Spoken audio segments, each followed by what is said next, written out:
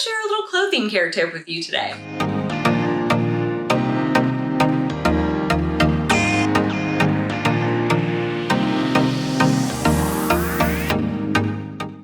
Hello and welcome back to The Realm & Co. I'm Rebecca. I'm here today to share a clothing care tip with you all. It's fall, so your sweaters are probably starting to come out one by one.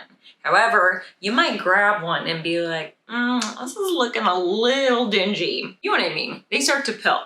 You know what I'm talking about? Those little tiny balls that show up on your sweaters, or I don't know, maybe your pants, anywhere where there's usually a lot of abrasion happening. What happens is that the abrasion causes the little fibers in the yarns to start coming out and then sticking to each other, creating these little balls. But don't fear, there is a solution to make your sweaters look brand new again.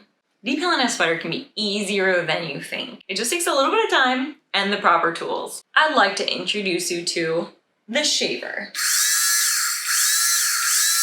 This is a tool used specifically for depilling your garments. You can also use a regular bladed razor. However, you want to make sure that it's a clean razor. It has no like lotions on it or anything like that, nothing fancy. And you want to make sure you're very careful when you use a razor. This particular tool has a guard for how close the shave should be to your fabric, because again, you just want to take off the pills. You don't want to create any holes in your garment.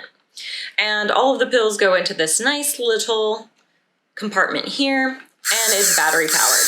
I'm going to show you how to depill a garment using this little shaver.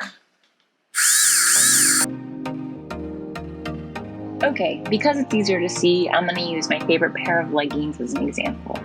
Lay your garment down flat, then take the shaver and gently glide it over the area that you want to clean up.